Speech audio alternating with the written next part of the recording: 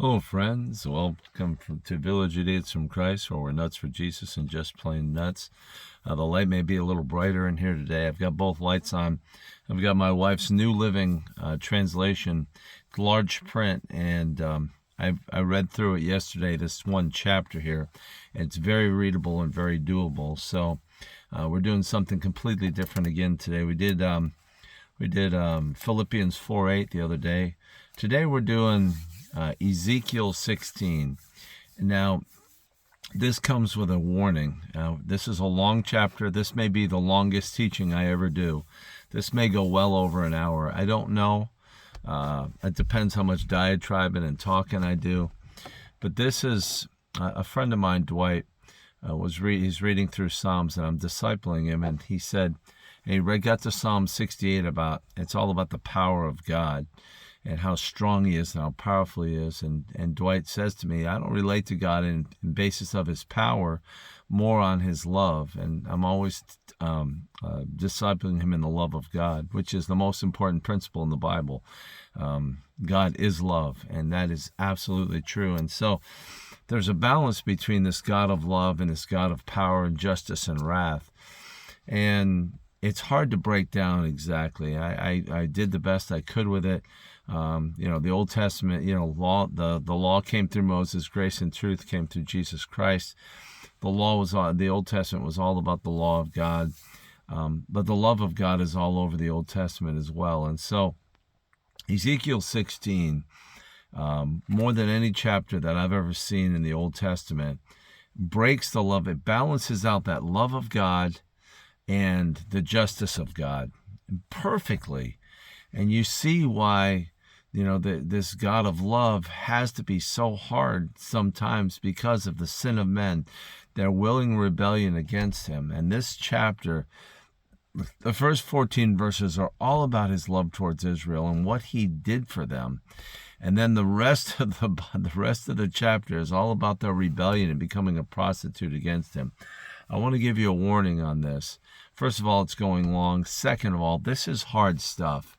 If you're easily freaked out, if you're easily brokenhearted, Dwight himself, I told him to read this so he could see the balance between the love and justice of God. And he couldn't even read the whole thing. It was so heavy for him. So I want to encourage you, if you're easily brokenhearted, if you're easily upset, if the hard things in the Bible like hell and things like that bother you a lot, you're not going to want to, at least you can listen to this through the love part up to 14. But when I get into the heavy, dark stuff, it's like a freight train being driven by the devil going straight to hell. It's that dark and that stark. It's brutal. This is a brutal chapter. This is one of my 5 favorite chapters in the Bible because it hits my heart so heavy. I've cried buckets of tears over this chapter going down the road. And when I first discovered it, it almost killed me. It was so heavy. And so I want to give you a warning. This is hard stuff. I'm doing a hard teaching today. In fact, I'm teaching this. The first 14 verses I'm teaching tonight at church about the love of God. And I'm not even going to touch the heavy stuff in this with my Indonesian friends whom I'm an assistant pastor with. But I want to give you a heads up. You just want to go through the first 14 verses. That's cool. Not a problem. If you can't bear the weight of the rest of it, or if you start listening, it really grieves you and breaks your heart. But we're going to see how brokenhearted God is over the sin of men and how much he loves and how much he is pained by man's sin. And he has given his heart over to men, and men can do whatever they want with his heart. And unfortunately, Israel here, his wife, destroyed his heart, just crushed him. And so let's get into this. And I'm not saying God is weak, but God has invested so much into man, and we're going to get into this beginning part. So I'm 4.5 minutes into the introduction on this. So again, just letting you know, This is tough today, so I'm going to try and go through the whole chapter if I can. If I can't take it, I'll stop somewhere because it gets repetitive, all the darkness at the end. It's real heavy, but we'll do the best we can with this today. But I want to put it out there for you. This is when being a Bible teacher is hard, and me just going chapter by chapter sometimes. But this is neat. You need to see this. If you've never heard this or read this, this can be life-changing for you. It was for me. And I enjoy it as much sorrow as it caused me. I enjoy seeing the heart of God through this chapter. And so, if you're ready to go, we'll go. Here we go. Jerusalem, an unfaithful wife, chapter 16. Then another message came from me from the Lord. Son of man, confront Jerusalem with her detestable sins. So God, from verse 1, God's going, man, I'm going to let you know this is how Israel is. This is how Jerusalem is. These people are a mess, full of detestable sins. So this is God's giving Ezekiel the heaviness right at the beginning, man. We're about to ride a freight train, Ezekiel. It ain't going to be pretty. Give her this message from the sovereign Lord. So God's saying, listen, this is from me. You tell them this is from me. You make sure you tell them this is from the sovereign Lord. You are nothing. See, you are nothing but a Canaanite. Your father was an Amorite and your mother a Hittite. See, they thought they were something special on the earth. And again, they are because he has made them special. But he's letting them know, your lineage is just like the rest of the world. You're a Canaanite. Your father was an Amorite and your mother was a Hittite. So what are you boasting about as the people of God? Yeah, you come from nothing. It's because of me you're special, but your lineage is nothing, is what he's telling them. Because people have to boast, yeah, I'm this, I'm that. Yeah, I'm from this line and blah, blah, blah, blah, blah. Not just the Jews, but people, I'm from the King of England and blah. All those people came from nothing too. And so again, I'm not dishonoring anybody, but people love to boast in their genealogy. And in New Testament, it talks about how we don't boast in those things anymore. That we're all one in Christ in the New Testament. So he's letting them know, he's laying them out right from the beginning. Man, you're nothing but a Canaanite. Your father was an Amorite, your mother was a Hittite. You're nothing. So stop boasting, is what he was telling them right from the beginning. On the day you were born, no one cared for you. No one cared about you. Now, I'm going to really get into this. On the day you were born, no one cared for you. Your umbilical cord. Now, listen to the picture of this thing. This is amazing stuff here. This is brutal and amazing. But, the picture God paints here, the word picture is astonishing. Even for God, this is astonishing. Listen to this. On the day you were born, no one cared about you. Your umbilical cord was not cut, and you were never washed, rubbed with salt, and wrapped in cloth. No one had the slightest interest in you. No one pitied you or cared for you. On the day you were born, you were unwanted, dumped in a field, and left to die. You ever think about, I ponder this a lot, how much Israel is hated. Israel is one of the tiniest nations on earth. There's only 17 million Jews in the world today.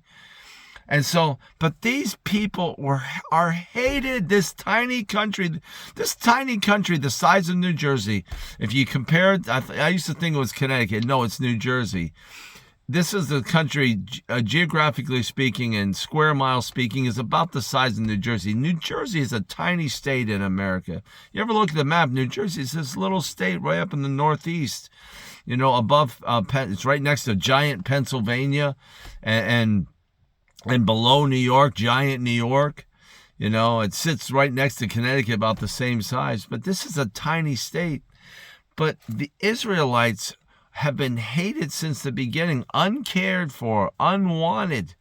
From the beginning, God set his affection, the King of the universe set his affection on this tiny little people, this tiny little nation that no one cared about.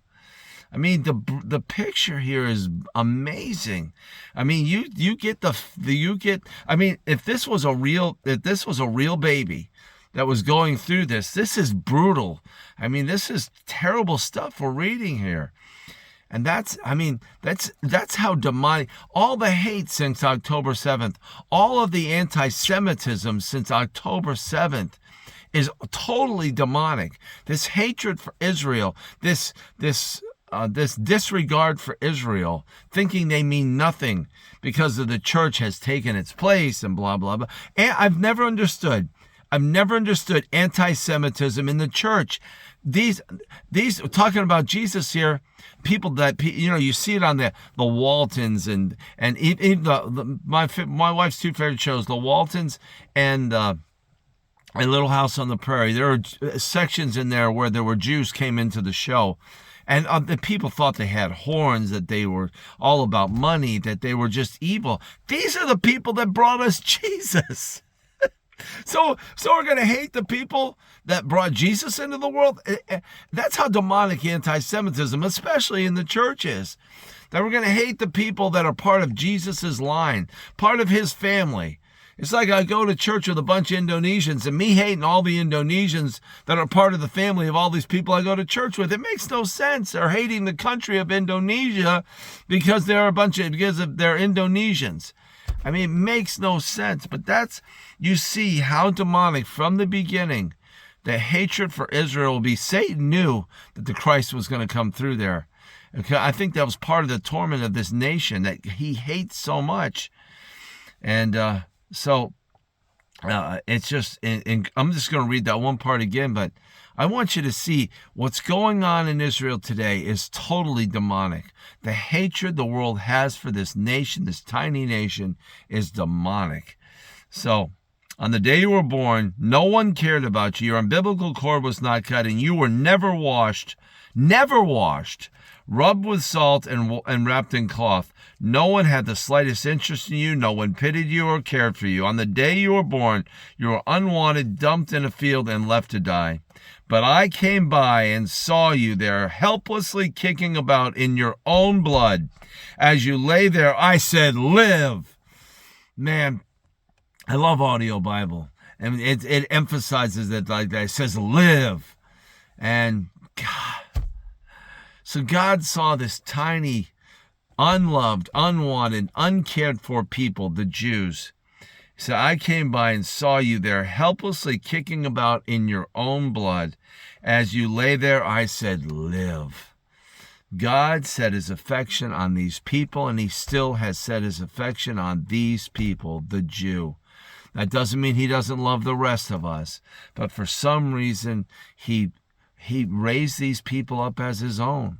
He chose them. I don't know why. Don't ask me.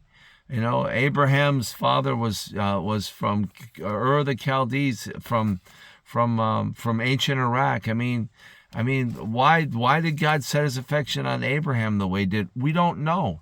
He just did. I mean, he was the father of faith. He had a lot of faith, but he set his affection on him and his people. And so he says, live. And I love the way he says, live. And I helped you thrive like a plant in the field. And I helped you. So God raised them up, helped them. You grew up and became a beautiful jewel. Now, the beauty of this. I'm going to compare this later on with Satan again. It hit me. I was dreaming about this morning. But I've got a great comparison. You'll love this at the end. When we get to the end of the beauty of Israel, then I'll stop there. And we'll talk about the comparison between these guys and Satan in the beauty part. Now I'm going to explain that. Don't lose me here. You grew up and became a beautiful Jew. Your breasts became full and your body hair grew, but you were still naked. So, I mean, he's like, hey, you grew up from being a child to being a full-fledged woman. Your breasts grew, your body hair grew, but you're still naked. So he's really, the pictorial here is amazing. Again, like I said, amazing pictures here. And when I pass by again, I'm okay. But this is some of the most beautiful words in the whole Bible. I love these words. When I passed by again, I saw that you were old enough for love, so I wrapped my cloak around you to cover your nakedness and declared my marriage vows. I made a covenant with you, says the sovereign Lord, and you became mine. Let's do that again. And when I passed by again, I saw that you were old enough for love. So I wrapped my cloak around you to cover your nakedness and declared my marriage vows. I made a covenant with you, says the sovereign Lord, and you became mine. That's all verse 8 right there. Israel is God's wife. He married this nation. How do we even explain this? He's the God of the universe. He fills the whole universe. He's named all the stars. He's everywhere present, all powerful, all knowledge. Yet he set his affection on these people in such a way that they became his wife, just like Christ has set his affection on us, and we are married to Christ. And in Revelation 19, the wedding supper of the Lamb, billions of people one day are going to sit down together, and the consummation of the wedding between us and Christ will take place completely, and we will be completely married to Jesus forever. Israel is married to God forever. Yes, he signed a certificate of divorce with them and blah, blah, blah, blah, blah. And people today with justifying replacement theology say God divorced Israel. Well, have you read the book of Hosea where he brings his prostitute wife back to himself? Israel belongs to God. No one will ever replace them. The natural Jew belongs to God. He has set his affection on them. Does that make the rest of us unloved or unwanted? No, we've been engrafted into them. Romans 11, Romans 12, we've been made part of his wife too. We've been brought into the nation of Israel. We have not replaced them. We have been engrafted into them. We've been made part of God's wife. Not only we've been made part of God's wife, and we're married to the Son. It's amazing. These are beautiful word pictures. But this is the love and affection he had for these people. He married them. Married them. Don't ask me to fully explain it. How can you talk about God marrying a people? I don't know. Have you read Song of Solomon? 8 chapters of love. God is love. This thing is real. And he has affection, and he has feelings, and he has emotions, and he has desires. I don't understand it. How can you? People don't want to talk about this stuff with God. They don't want to get into how real he really is. Why did he bring the flood? Because he saw the man's hearts were evil continually, and every desire and inclination in their heart was evil continually, and he was grieved that he had made man on the earth. God grieved. He was brokenhearted. Man broke God's heart so much that he wished he had never made his children. That's how real God is. People like to put God in this faraway box. He's sovereign, holy, and just. Yes, he's sovereign, holy, and just. I agree with all of that. But he also has emotion, and all of our emotions that we have come from him. We're made in his image and likeness. It's not that he's weak. It's that he's real. He's real. And he had real and lasting eternal affection for these people who he married and who are still married to him. His wife is alive again today in Israel. May 14th, 1948 matters. We just went past that date, the 76th anniversary of these people dispersed to all nations. And yet Scripture is being fulfilled where they're being gathered back from all the nations, are giving them up, and they're being gathered back to him. Why? For the book of Revelation. So eventually Christ will be revealed to them. Zechariah 12, the national day of redemption of Israel. It's coming at the end of the tribulation. These people still are in darkness, but there are more and more Jews coming to Christ all the time, Messianic Jews. But again, and I passed by again and saw that you were old enough for love, so I wrapped my cloak around you to cover your nakedness and declared my marriage vows. I made a covenant with you, says the sovereign Lord, and you became mine. I'm going to stop there because I could go on and on and on, and I already have. But Israel is his wife. Israel is the Father's wife. Don't ever forget that. Don't ever think it doesn't matter. Don't ever think they have been replaced. They have not. They're still his wife and will always be his wife. Yes, I am a Christian Zionist. Absolutely. The people of Israel being drawn back to Zion, where Jerusalem is built. Absolutely. Don't ever think it ain't true. The whole Bible ends on this note. Absolutely. Most of the book of Revelation is about the Jew. He spent 2,000 years gathering in the Gentiles, and now he's getting his own people back. Why do you think he sends the 2 witnesses to Jerusalem? To get the Jew back. He wants his people back. He wants his marriage people back. And he's going to get them back, at least a remnant of them. Let's continue on. Then I bathed you and washed off your blood.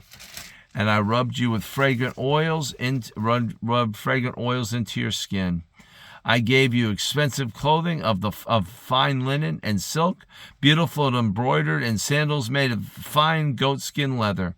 I gave you lovely jewelry, bracelets, beautiful necklaces, a ring for your nose, earrings for your ears, and a lovely crown for your head. I like that. A lovely crown for your head. And so you were adorned with gold and silver. Your clothes were made of fine linen and costly fabric, and were beautifully embroidered. You ate the finest foods, choice flour, honey, and olive oil, and became more beautiful than ever. You look like a queen, and so you were. They became his queen. Isn't that beautiful? He's the king of heaven, and they became his queen. Your fame soon spread throughout the world, because of your beauty. Because of your beauty, I dressed you in my splendor and perfected your beauty, says the sovereign Lord. Their beauty was perfect. They were perfect in beauty. His queen, he made them beautiful. Beautiful. Which he's done again, by the way. Mark Twain saw Israel as a barren rock, a barren place back in the 1800s. And Israel today is almost a garden paradise. They fill all of Europe with fruit. They fulfill Scripture. They're one of the fruit baskets of the world. They're so amazing. It's so amazing. So God perfected their beauty. And this is the part I'm going to compare with Satan. And it's a weird comparison, but it's apt. The Bible talks in Isaiah 14, Ezekiel 28, about how perfect God made Lucifer, the guardian cherub or guardian angel of his throne. He gave him an unnecessary job. He set so much affection into Lucifer, upon Lucifer, that he gave him an unnecessary job, the guardian of the throne. There was no rebellion in heaven. God didn't need a guardian, but he wanted him close to him. It says he was perfect. The Bible says Lucifer, the devil, was perfect in beauty and wisdom. God, it's very interesting comparison. I was dreaming about this comparison today, how he perfected this beauty in Israel and how he perfected this beauty in this one angel, Lucifer, made him the chief angel of the 3 archangels, Lucifer, Michael, and Gabriel, the messenger, the warrior, and the guardian. He just set so much into Lucifer, so much affection into Lucifer, so much beauty, so much wisdom. And yet, look at Lucifer and look at Israel, and how they fell away from grace the way they did. And we're going to get more into Israel here. But I wanted to make that comparison. It's a strange thing. He makes a whole nation beautiful and perfect. He makes this one angel beautiful. And they both fall away. They both become prideful. They both see their own beauty and start to worship. Lucifer started to worship himself. He says, hey, I will set my stars among the stars of God, my throne among, I can't remember, it's Isaiah 14, but talking about how he's going to become God. He saw his own beauty and fell in love with himself. And Israel used her beauty to become a prostitute. We're going to get into that. But isn't it amazing and almost incomprehensible? How could God set so much into a nation, so much into an angel, give them so much, pour all of his love into both of them, and yet they both completely forsook the Lord? And Lucifer unredeemably so, Israel redeemably so, able to be redeemed. Lucifer unredeemable. It's one of the great mysteries that God, I'm often talking about Romans 7 and why we're hobbled. Romans 7 talks about the sin living in us. I think God has to keep us humble some way. We see with a nation, we see with this angel, that if you give, it's like Solomon. He gave Solomon this breath of wisdom that was that was immeasurable. There's never been anybody wiser on earth except Jesus himself than Solomon. Solomon had a wisdom from God that was unstoppable, and yet he had no humility. He became proud. He had 1,000 women. He became proud and arrogant and an idolater. But God put this amazing wisdom, but he had no humility.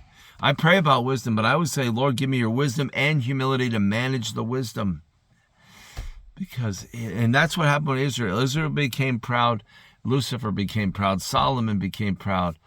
And it's like God has to keep us in a slightly weak state. Romans 7 is all about the weaknesses. When I do what I do not want to do, it's no longer I doing it, but the sin living in. It's almost as a safeguard. He has to keep us in a humble place because he gives us too much. And what happens? We get into pride and we fall away from him. It's an important lesson. Before you curse the darkness in your own heart, remember, God's left it there on purpose to keep you, that thorn in your flesh, whatever plagues you, that keeps you humble.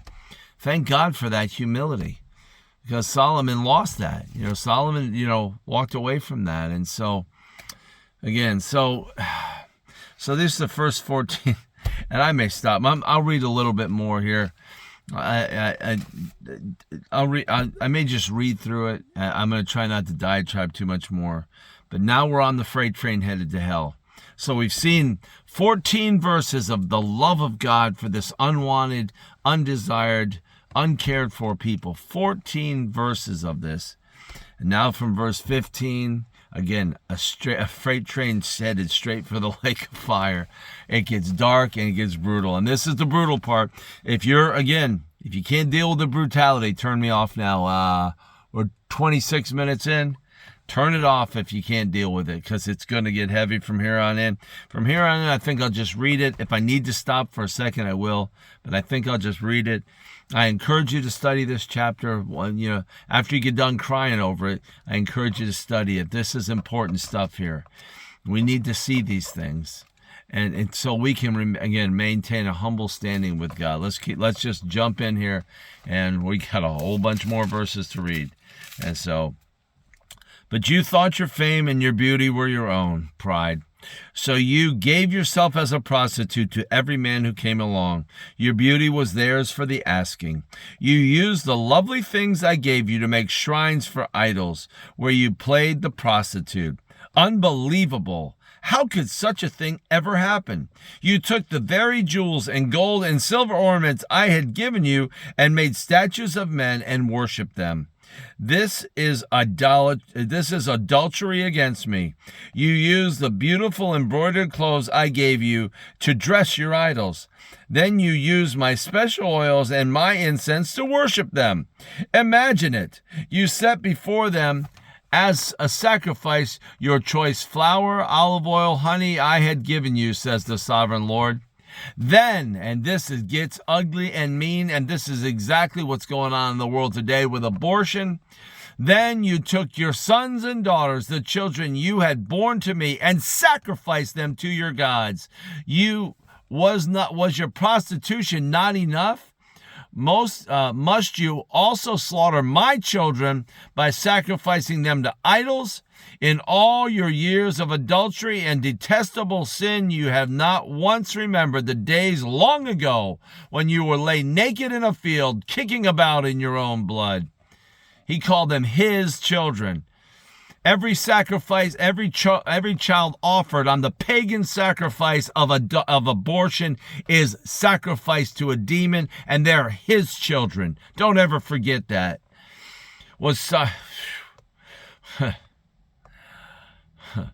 Your prostitution wasn't enough. You had to murder my children. What sorrow awaits you, says. And now this is the heaviness of God here. But these people are bringing it on themselves. This is the heaviness. This is the justice of God coming. He gave them all. We're in Christ, okay? We've been forgiven, okay? And so all of that justice and stuff was put on Jesus on the cross. He became sin that we might be made the righteousness of God. But the world that does not know Jesus is going to experience this.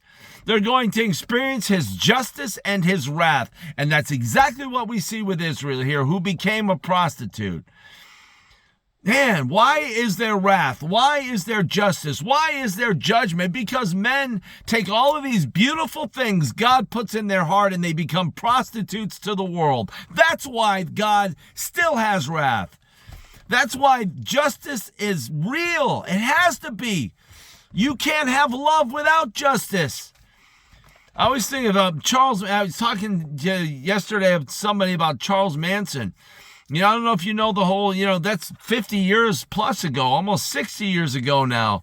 And the guy murdered a pregnant woman, Sharon Tate, and I can't remember all the people, but he, had these people murder for him. And when he was caught, it was just for him to be put on death row and then just for him to spend the rest of his life in prison. Why? Because he was a murderer. People, this is easy to understand. So God has to deal with darkness, but he gives all he can give for the beauty and the love and all of that, the marriage, all of it. And men take their free will, their choice, and just piss all over God, spit in his face. And they wonder, and people wonder, why is there a judgment? Because you kicked sand in God's face. You peed all over him. You treated him like he's nothing. He's the God of the universe. You think you can violate all of that, do all of that darkness? I think about, again, I've talked about this before, I think about Hugh Hefner dying in his sin, the sin of sexual morality, which he polluted the whole world with from 1953 on till he died. He put a smiley face on pornography and sin. I only can imagine, I can't even really begin to imagine his punishment in hell if he didn't repent before he died. How he corrupted and destroyed the world with pornography. Man, why do we wonder about the punishment and wrath of God? Because, men, this chapter is so brutal, so beautiful, yet so real about how God has to deal with all this darkness. I mean, isn't it amazing? He says, how could such a thing ever happen? It's like God himself almost is astonished at their level of depravity in these verses here. What sorrow awaits you, says the sovereign Lord. In addition to all your other wickedness, you built a pagan shrine and put altars to idols in every town square. On every street corner, you defiled your beauty, offering your body with every passerby in an endless stream of prostitution. This is New Living is really good in this chapter. Then you added lustful Egypt to your lovers, provoking my anger with your ever-increasing promiscuity. This is why I struck you with my fist and reduced your boundaries. I handed you over to your enemies, the Philistines, and even they were shocked by your lewd conduct. You have prostituted yourself with the Assyrians too. It seems you can never find enough new lovers. And now this is the wife of God. Isn't this amazing? And after your prostitution there, you were still not satisfied. You added to your lovers by embracing Babylonia, the land of merchants, but you still weren't satisfied. What a sick heart you have, says the sovereign Lord. And that's the problem with the world. The world is full of sick-hearted people. People whose hearts are broken, sick, dark, evil. What a sick heart you have, says the sovereign Lord, to do such things as these, acting like a shameless prostitute. You build your pagan shrines on every street corner and your altars to idols in every square. In fact, you have been worse than a prostitute, so eager for sin that you have not even demanded payment. They didn't even demand, prostitutes demand payment. These people didn't even demand payment. Yes, you are an adulterous wife who takes in strangers instead of her own husband. The word pictures here are amazing. Prostitutes charge for their services, but not you. You give your gifts to your lovers, bribing them to come and have sex with you. So you are the opposite of other prostitutes. You pay your lovers instead of them paying you. Therefore, you prostitute, listen to this message from the Lord. This is what the sovereign Lord says. Because you have poured out your lust and exposed yourself in prostitution to all your lovers, and because you have worshipped detestable idols, and because you have slaughtered your children as sacrifices to your gods, this is what I am going to do with you. This is what I'm going to do to you. I will gather together all your allies, the lovers with whom you have sinned, both those that you loved and those you hated, and I will strip you naked in front of them so they can stare at you. I will punish you for your murder and adultery. I will cover you with the blood I will cover you with blood in my jealous fury. Then I will give you to these many nations who are your lovers, and they will destroy you. They will knock down your pagan shrines and your altars to your idols. They will strip you and take your beautiful Jews, leaving you stark naked. They will band together in a mob to stone you and cut you with their swords. They will burn you. They will burn your homes and punish you They will punish you in front of many women. I will stop your prostitution and end your payments to your many lovers. Then at last, my fury against you will be spent, and my jealous anger will subside. I will be calm and will not be angry with you anymore. But first, because you have not remembered your youth, but have angered me in doing all these evil things, I will fully repay you for all your sins, says the sovereign Lord. For you have added lewd acts to all your detestable sins. Everyone who makes up proverbs will say of you, like mother, like daughter. For your mother loathed her husband and her children, and so do you. And you are exactly like your sisters, for they despise their husbands and their children. Truly, your mother was a Hittite and your father an Amorite. Your older sister was Samaria, who lived with her daughters to the north. Your younger sister was Sodom, who lived with her daughters to the south. But you have not merely sinned as they did. You quickly surpassed them in corruption. As surely as I live, says the sovereign Lord, Sodom and her daughters were never as wicked as you and your daughters. Sodom's sins were pride, gluttony, laziness, while the poor and needy suffered outside her door. She was proud and committed detestable sins, so I wiped her out, as you have seen. So Sodom's sin wasn't just sexual immorality. It was pride, it was gluttony, laziness, and they were unconcerned about the poor. So she was proud and committed a detestable sin, so I wiped her out, as you have seen. Even Samaria did not commit half your sins. You have done far more detestable things than your sisters ever did. They seem righteous compared to you. Shame on you. I like that. Shame on you. Your sins are so terrible that you make your sisters seem righteous, even virtuous. Gosh, amazing. But someday I will restore the fortunes of Sodom and Samaria, and I will restore you too. And that's happened May 14th, 1948. Then you will be truly ashamed of everything you have done, for your sins have made them feel good in comparison. Yes, your sisters Sodom and Samaria and all their peoples will be restored, and at that time you will also be restored. In your proud days you held Sodom in contempt. Yeah, they boasted over Sodom. Oh yeah, look how the Lord just destroyed them. But now your greater wickedness has been exposed to all the world, and you are the one who is in scorn by Edom and all her neighbors, and by Philistia. This is your punishment for all your lewdness and detestable sins, says the Lord. Now this is what the sovereign Lord says: I will give you what you deserve, for you have taken your solemn vows. Listen to this. This is important. I will give you what you deserve, for you have taken your solemn vows lightly by breaking my covenant. Man, God is a covenant-making, covenant-keeping God. When he makes a covenant with you, he keeps it forever. He's made a covenant with them, and he will keep it forever, even though they've suffered punishment for their sins.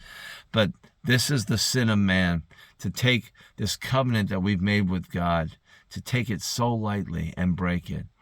And that's exactly what he's talking about, what Israel did. They took their vow as a wife very, very lightly. and they broke their vow by becoming a prostitute. And again, this is, I don't want to get into comparison with Christ here, but how many Christians have made a vow? You know, when you accept Christ, you're vowing, you're making a covenant through his blood. The blood of Christ is our covenant blood. It's the blood that seals. Covenants are always sealed with blood. You learn this in the Old Testament. And God sealed his covenant with us, with his son, by his son's blood. And that is not to be taken lightly. If we're in Christ, we have to take this thing really seriously. We've made a covenant with God. And we can't, and again, we have to be careful with this. This is an important thing, a real thing. Amen. And that's what Israel, this is a picture of what Israel did. And we've got to be careful with our covenant with Christ. That we don't, I'm not saying that we become prostitutes. I'm just saying what we've done with Christ is more than just, we get born again, we are saved and all this, but it's more than that. It's a covenant. It's a covenant in blood, the blood of his son, a covenant to be his forever. Remember that you're under covenant with God. He's bought you with a price, the precious blood of his son. He's made a covenant with you, and he won't ever break it. And we have to be careful not to break his heart. Amen. Yet I will remember the covenant I made with you when you were young, and I will establish an everlasting covenant with you. That's what we're seeing right now in Israel. Then you will remember with shame all the evil you have done. I will make your sisters Samaria and Sodom to be your daughters, even though they are not part of our covenant. Wow. He's going to add Samaria and Sodom. He's going to add them in. And I will reaffirm my covenant with you, and you will know that I am the Lord. You will remember your sins and cover your mouth in silent shame when I forgive you of all that you have done. I, the sovereign Lord, have spoken. And when he says I have spoken, that's it. It's done. And look at the mercy of God here. And then again, we end on mercy. I'm glad we went all the way through to the end of this, because this ending part is important. Let's go through this from 53. Is that 53? No, 59. I just want to read this as a section. Now, this is what the sovereign Lord says. I will give you what you deserve for you have taken your solemn vows lightly and by breaking your covenant. Yet I will remember the covenant I made with you when you were young, and I will establish an everlasting covenant with you. Then you will remember with shame all the evil you have done. I will make your sisters Samaria and Sodom to be your daughters, even though they are not part of our covenant. And I will reaffirm my covenant with you, and you will know that I am the Lord. You will remember your sins and cover your mouth in silent shame when I forgive you of all that you have done. I, the sovereign Lord, have spoken.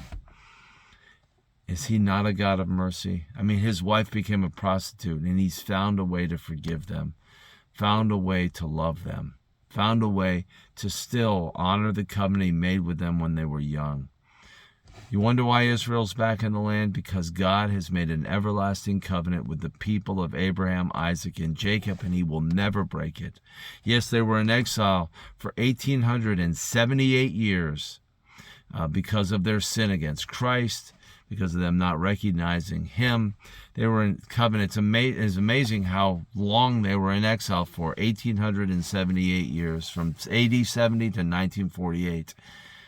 And yet God has brought them back, given them their capital back, and he's going to reveal Christ to them wholesale in the book of Revelation and Zechariah. Many, many Jews are going to be saved. So he has not forgotten them, and he has not replaced them. This is a covenant, and God will not break his covenant with the people of Israel. Has the church been added into this covenant? Yes, we are part of Israel. We've been engrafted in the unnatural root, grafted into the natural root. Romans 11, Romans 12. This is not complicated. This is not hard to see. But God has made a covenant, and he has spoken. And it's a sealed deal, and it will never be broken, ever. So when you see those people in Israel, and I've had discussions with people, again, who refuse to see who Israel is, will not acknowledge their rebirth, and are part of, even to the point of possible anti-Semitism. And can you be a Christian and anti-Semitic? Perhaps. I don't know. Can you hate the Jew and still be saved? I don't know. You can't hate anyway. You can't hate anyone and be saved. You know, 1 John's clear on that. But God has spoken. And so his wife, who became a prostitute, has been punished for her sins, and during tribulation is going to be punished. She's still in darkness right now as a wholesale. She's going to align herself with God's archenemy, the Antichrist, and he's going to help them rebuild their temple, and he's going to desolate it after 3.5 years, fulfilling Daniel. And so much of Israel still is in darkness, yes. But are they his people? Yes. Are they his wife? Yes. And so, anyway, we went almost 45 minutes here. But I was compelled by a mighty hand to put this out there. And I'm going to preach it tonight at church at our Wednesday night service. The first part through the first 14 verses. I'm going to preach this. About the love of God. If you want to see the love of God, read 1 through 14. Amazing how much love and affection he set on these people. So, anyway, love you. Can't get enough of you. I hope you survived. I hope you made it through. But if you want to understand both the balance between God's love, see, because people are all one way or the other. You know, God's got this, he's got a big old sledgehammer on the throne. He's just waiting to crush people. He can't wait to crush people in their sin and destroy them. This judge God, the judge. And then this smushy-wushy on the other extreme is this panda bear of a God who wouldn't judge anybody on a bed. You know, he's, I just love and forgive everybody because of Jesus. And yes, everybody's going to heaven and blah, blah. Both are wrong. Both perspectives are wrong, dead wrong. Yes, there is all this love. Smushy, gushy, wonderful, amazing, beautiful, unimaginable, incomprehensible love for us. Yes, absolutely. But there's justice and judgment on the other side of that for those that will not come to Christ, who will not be saved. Even for us in Christ, we're going to give an account at the judgment seat of Christ, what we did with our lives in Christ. Did we fulfill the call that he gave us? Not a heaven or hell judgment at that point for us. That's the great white throne judgment where all the lost go. But for us in Christ, we're still, again, going to stand before him and give an account. Judgment is real. Again, the mercy and love is real too, but the judgment is too. It hasn't gone away because of Jesus and his blood. Again, we were saved. We're in Christ. We're saved by faith and grace. Absolutely. Through repentance, we're saved and we're going to heaven. Absolutely. He won't take that away from us. Absolutely not.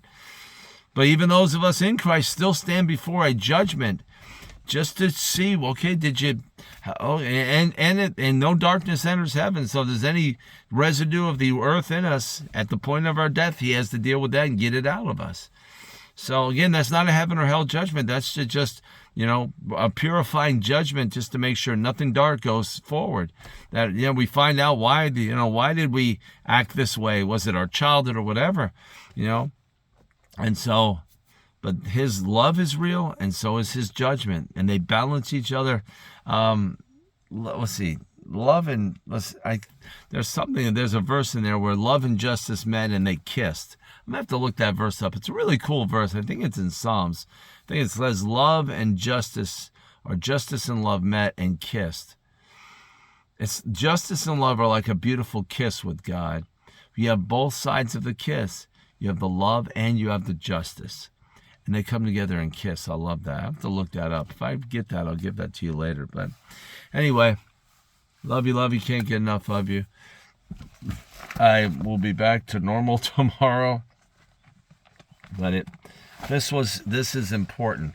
This is important that we get into this and to see the truth about who God really is. Because too many people have an unbalanced viewpoint of God. And this chapter, more than most, really gives us a heads up on who God is and balances it all out perfectly. And so, again, love you, appreciate you, and thank you for tuning in. I know sometimes these things are hard, but the Bible's a hard book sometimes, and we have to see the whole truth, not just the truth that makes us feel good, but the whole truth. And that's what I tried to present to you today. So, again, first time I've gone, I don't think I've gone 48 minutes before, so I hope you enjoy at least part of this. And we will talk to you, man, tomorrow. Love you, can't get enough of you.